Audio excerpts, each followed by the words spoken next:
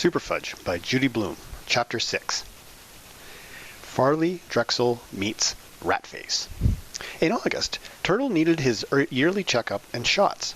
Mom and Dad asked around and decided that the Ark, an animal hospital near the highway. To get there, we drove through town on a bridge over the lake where Alex and I dug up worms. Up a long hill and all the way to the traffic circle. It seemed to me they could have found a place closer. Turtle always shakes when he goes to the vets. I don't know if he knows he's going to be getting his shots, but he seems that he does. I tried talking to him softly, telling him it only hurt for a second, but he whined and cowered in the corner anyways. On the way back, we stopped off at Sandy's Bakery near the traffic circle. They make the best brownies I've ever tasted, and without nuts. Mom is allergic to tree nuts, but not peanuts. Lucky for her, she can still eat peanut butter. Without peanut butter, I might starve. The week before school started, I had a lot of trouble falling asleep. It was too quiet in Princeton. I missed the sounds of the city. I tried not to think of my Kreskin's crystal sitting in its box on the shelf in my closet. I tried counting sheep and reciting the alphabet backwards instead. But when that didn't work, I just couldn't help myself. I jumped out of the bed and got it. As I held it up, I imagined Kreskin himself standing at the foot of my bed, chanting, "Sleep, sleep." I woke up the next morning with my Kreskin's crystal under me. I had a pain in my butt from sleeping on top of it, and I felt really guilty about having used it at all. I cheated on Jimmy Fargo. We'd made a deal and I'd broken it. Some friend I was. I wanted to tell him that it was okay with me if he decided to use our rock, but Jimmy was in Vermont with his mother, and they had no phone up there. And I wasn't the only one who was having trouble sleeping. "I can't sleep anymore," Fudge said at breakfast. "Why not?" Dad asked. "I'm afraid." "Of what?" Dad said. "Monsters." "There are no monsters," Dad told him. "How do you know?" "Because I do," Dad said, spreading strawberry jam on his toast. "Did you learn it at college?" Fudge asked, making mush out of his cereal. "No." "Then where did you learn it?" Fudge asked. Dad sipped his coffee, then he said, I learned it in high school." "Come on, Dad," I said, laughing. Dad gave me a look that let me know I should keep quiet. I wondered if he and Mom had told me ridiculous things like that when I was a little kid, and if I actually believed them. "I'm still afraid," Fudge said. "I don't want to sleep. I want to sleep in Peter's room." "No way," I said. "There's no way I'm going to have him in my room. He talks in his sleep." "Then I'll sleep with Mummy," Fudge announced. My mother, who was been reading the morning paper, looked up. What?" she asked. "From now on, I'm sleeping with you," Fudge said. "You have your own room, Fudgy," Mom said, "with your own big boy bed." "I don't want my own room," he shouted. "I want to share. Sharing is better. You always say so." Mom sighed.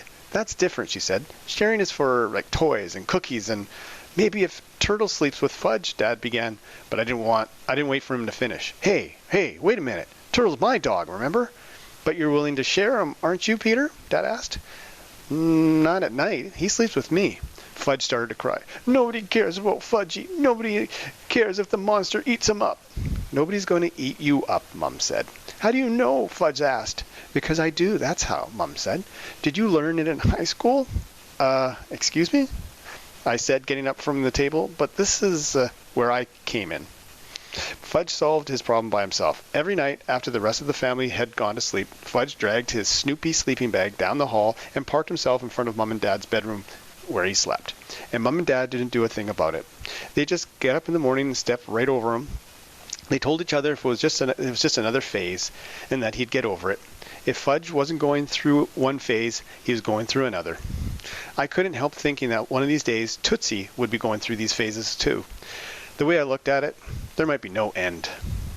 On the day before school started, Alex and I rode our bikes to the shopping center to buy some school supplies. That reminded me of Jimmy Fargo and how we used to always go shopping for school supplies together. I felt really lonely thinking about Jimmy and scared about what school would be like here. Maybe all the kids would hate me. Maybe I'd hate them. Maybe we'd hate each other. Maybe I'd get a dumb teacher. Dumb teachers are the worst. I should know. I had one in 3rd grade. That night, I didn't even try to get to sleep without my Kreskin's crystal. Even so, I woke up with about 1 million times during the night. The next morning, I asked Mom how she expected me to walk Fudge to school and still ride my bike with Alex, because Alex told me that all the kids in Princeton ride their bikes to school. Maybe you could, I don't know, ride slowly and Fudge could walk beside you, she said. Come on, Mom. Well, maybe you could walk him until he knows the way by himself. Well, that might take all year, I said. Besides, I want to go to school with Alex. Look, Peter, how about if you just walk him the first week and then we'll see what happens? I don't think you understand, Mom. 6th graders don't walk kindergarten babies to school at all. I don't think you understand how disappointed Fudgy's going to be, Mom said, slamming the refrigerator door. But if that's the way you feel about it, I'll take him myself. Good idea, I told her. But Fudge, who'd been listening behind the kitchen door, shouted, No, I want to go to school with pizza. You promised, he told Mom. You promised. Mom looked at me as if to say, You see? All right. I said, I'll ride and you can follow me. I'll ride too. You don't have a bike. I have a toddle bike. You can't ride a toddle bike to school. Why not? Because you can't. Now hurry up. I don't be late on the first day. Alex was waiting for me outside. We headed for school. Fudge tried hard to keep up by running alongside our bikes, panting all the way. We were going really slow, but still he couldn't make it. I felt sorry for the kid. It wasn't his fault. He was just a kindergarten baby.